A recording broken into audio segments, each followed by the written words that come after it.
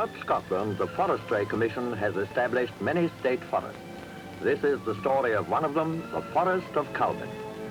Situated on the southern shore of the Moray Firth, its colourful history tells of a centuries-old tragedy and an endless struggle on the part of landowner and forester against the relentless forces of nature.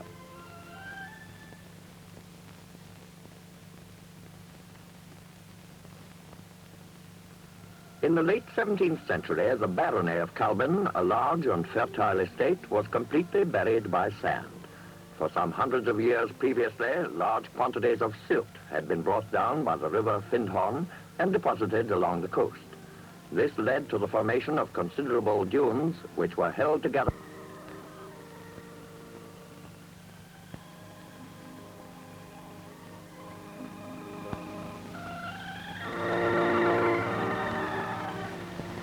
It was the practice of the inhabitants to pull the marram for the thatching of their cottages and barns, unaware that as they did so, they were destroying their only protection against the encroaching sand. As the marram became more sparse, the sand started to move eastward along the prevailing wind.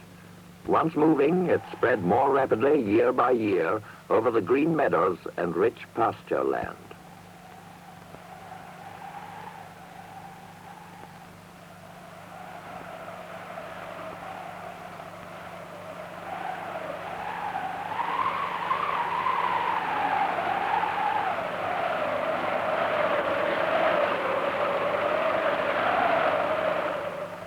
The movement of the sand went on for over 20 years until in the fateful autumn of 1694, a series of storms of unprecedented strength completed the destruction which had for so many years been impending. The final extinction of the barony was absolute. Its land devastated, its population dispersed. The Kinnairds, lairds of Culbin, ruined.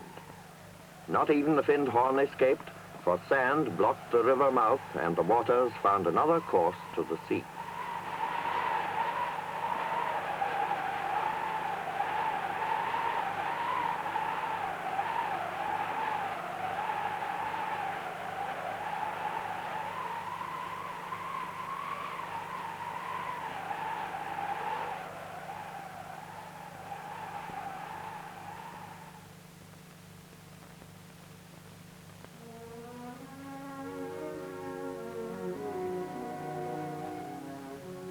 A year later, the Scottish Parliament was to pass an act forbidding the pulling of marram, an act which has never been repealed.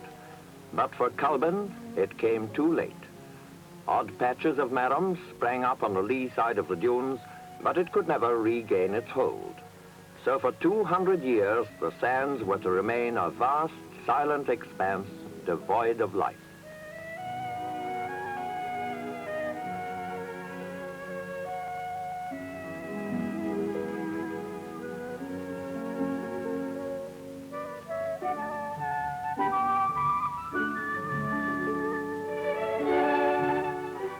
In 1921, the Forestry Commission began to acquire the area. The attempt to establish a forest on the sand started the following year with the replanting of an area to the west of the dunes. That accomplished, it was decided to reintroduce the marram to fix the dunes, and in 1923, the systematic planting of marram and young trees together began.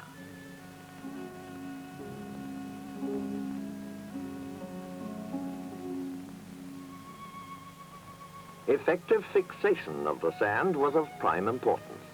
Without this, the young trees could not survive, and year after year the planting went on. Marram, trees, marram. Acre succeeding acre, the forest spread out over the sand.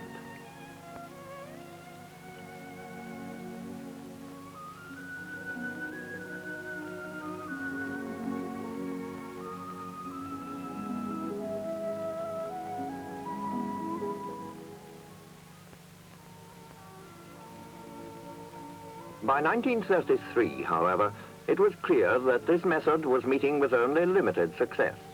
The older plantations were showing signs of irregular stocking, and losses were heavy. In places, the marram had been blown out, and the sand once more was on the move, leaving the roots of the trees exposed. to dry out, wither, and die. Now, only the topmost branches show.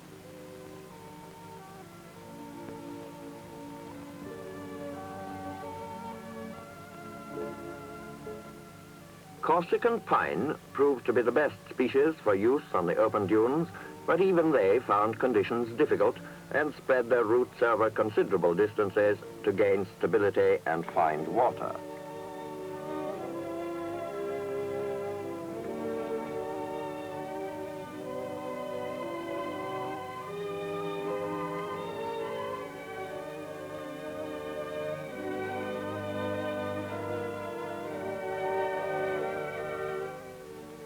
To save the existing plantations, planting was halted and labor diverted to these areas. With the blowing out of the Marram, hundreds of acres were dying, and to the west, weed damage was severe. As cleaning of the plantations progressed, broom and other byproducts of the weeding were brought to the blown-out areas where it was laid as a cover over the surface of the sand. This was to prove a more reliable process than the transplanting of Marram, and following a pilot experiment, it was decided in 1937 to start thatching on the open sand. Today, the brown and green carpet of the thatch creeps over the last few acres of sand. Though a long and costly operation, thatching is relatively simple. Branches cut from the lower parts of the stems of trees is the material used. Laid with their butt ends in a windward direction, they break the wind speed at ground level and hold the sand. Besides stopping the sand from blowing, the brushwood gradually decays and adds humus to the soil, a thin binding layer of vegetation being formed.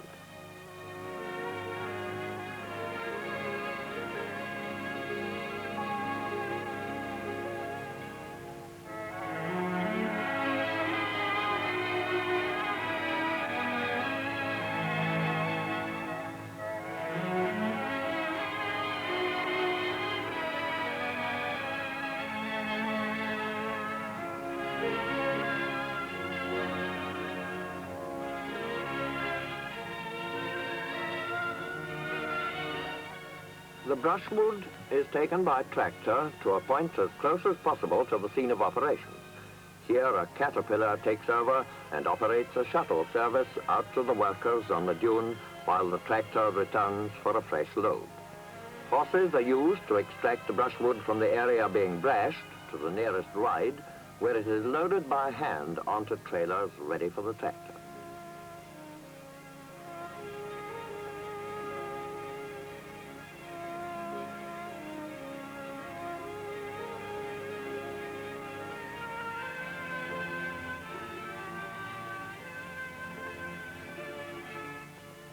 Large quantities of brushwood are needed at Culbin, as depending on the stability of the sand, some 40 tons are required to thatch 1 acre, roughly equivalent to the amount produced by brashing 4 acres of woodland. The cutting of the lower branches helps to free the trees from knots in the stem and allows easier access to the plantations. Brashing is commonly done at an earlier stage than normal at Culbin to provide thatching material and lessen the fire risk.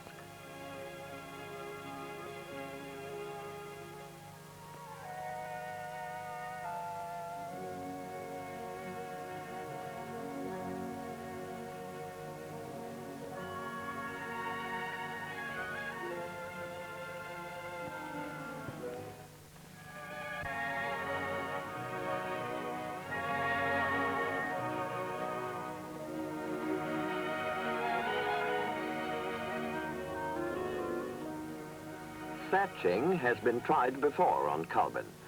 In 1870, a local landowner used branches of birch and broom as a covering prior to planting trees to shelter his home and his land. His efforts were limited, however, as the supplies of this thatch were very scanty.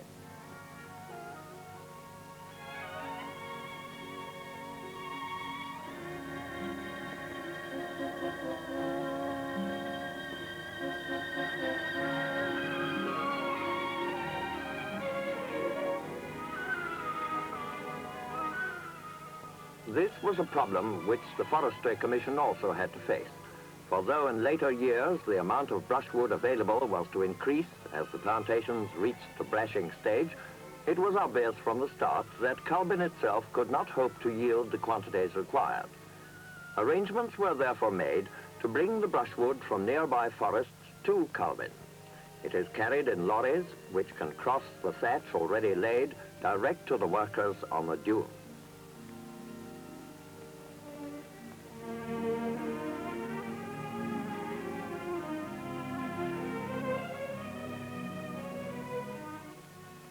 The lorries are normally unloaded by hand, but recently some have been fitted with a power-operated hoist. This greatly simplifies and speeds up the process.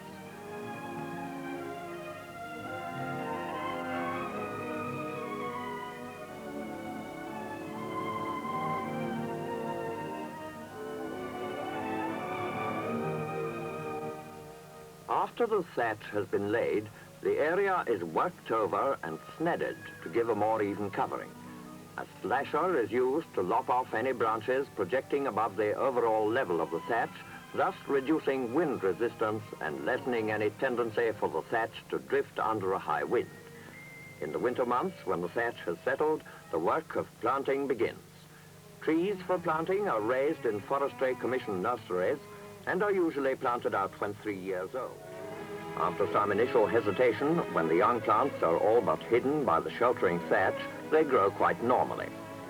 Corsican pine is now planted almost exclusively on the sand dunes, as it is better suited than any other of our more commonly used species to this very sterile sandy region.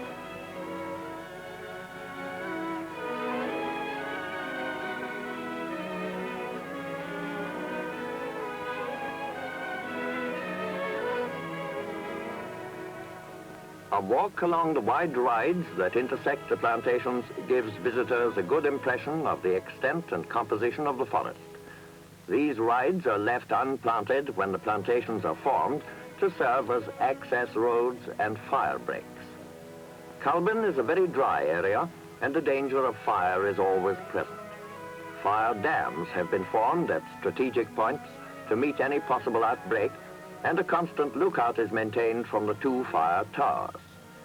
Linked to the forester's office at Kintissock by telephone, they provide the early warning which is essential if an outbreak of fire within the forest is to be prevented from spreading.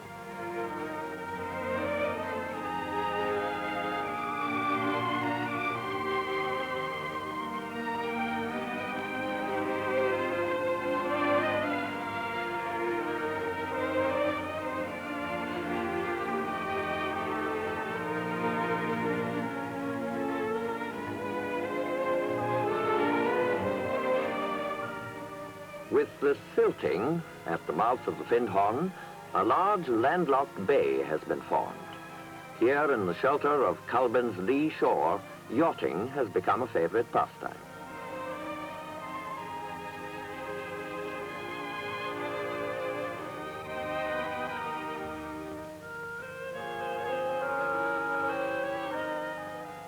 Scots and lodgepole pine regenerate quite freely at Culbin, but Corsican does not regenerate itself so readily. A certain amount of birch comes in naturally, and it has been found desirable to leave.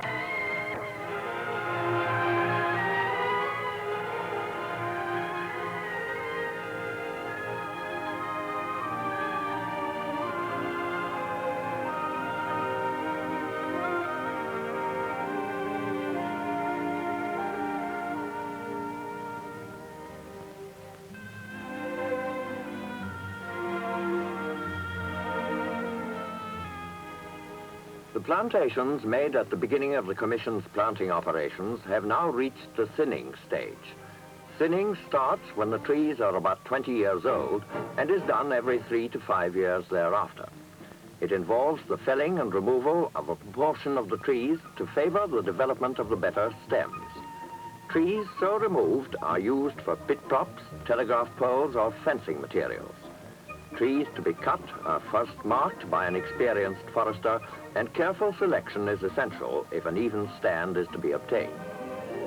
In Scotland, when a wood reaches maturity, The traditional method has always been to clear fellet and to start again, replanting the felled area from scratch. Convenient though this method may be in many respects, it could not be used on any extensive scale at Culbin, for here the first consideration must be to keep the sands covered with a standing crop. The sands must never be free again.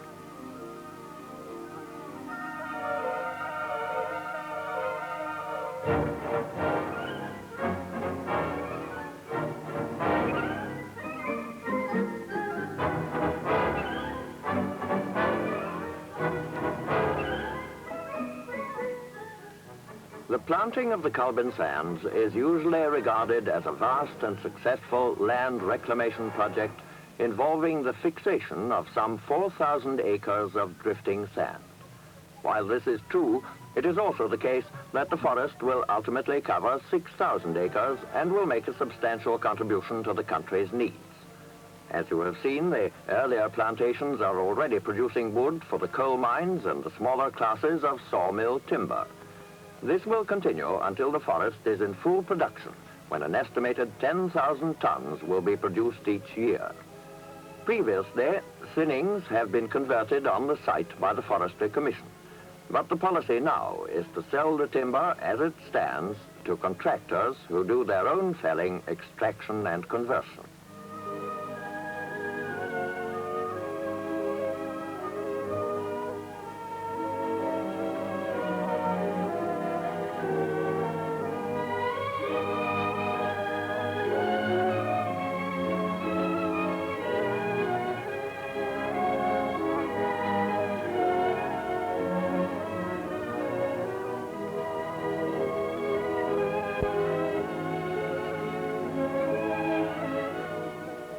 As the quantity of timber removed for marketing is continually increasing, the need for a network of firm roads becomes essential. While it is true that the rides and sandy tracks can be and are used by transport, they are no longer adequate, and in various parts of Culbin, work is now proceeding on the construction of forest roads. Pebbles from the shingle patches, believed to be the remains of old marine beaches, is the material commonly used. Mixed with clay, it is effective as a base, and large quantities are being excavated and transported to the sandy rides, where it is used as bottoming.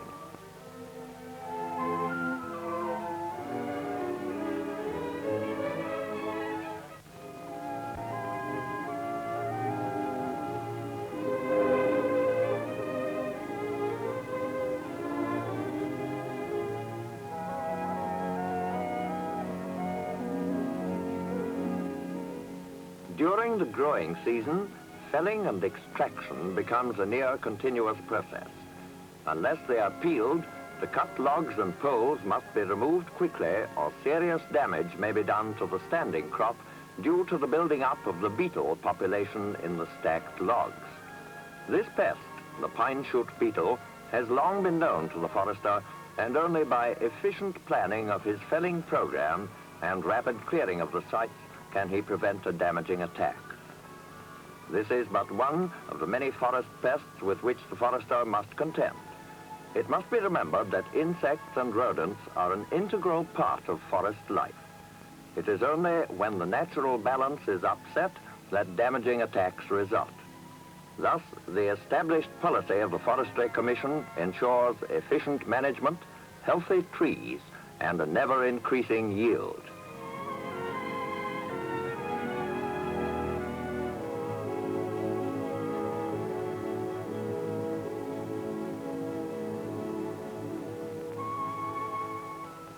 Since Culbin was formed, opportunities for local employment have greatly increased. The greater wage-earning capacity of the area has beneficial results for tradesmen and the community. Altogether, the work of stabilizing and planting the dunes and of maintaining the forest provides full-time employment for about 80 men, some of whom live close to their work in houses provided by the Forestry Commission. Others are tenants of forest workers' holdings. In addition to the house and garden, each holding carries about an acre of land, and the tenant is guaranteed a minimum of 150 days' work in the forest each year. so that he is assured of an income to supplement the returns from his holding.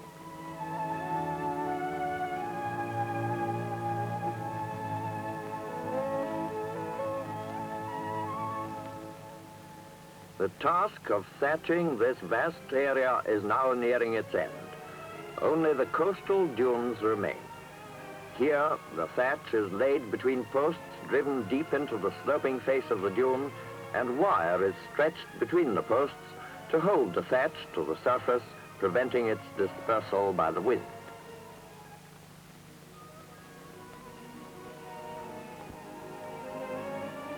Over 5/6 of the area has now been planted. Where once there was only desolation and silence, 10 million young trees are growing sturdily. This is the new Culbin, the forest of Culbin, and we can feel gratified and proud that the sands will, for all time to come, make a useful contribution to the country's economy.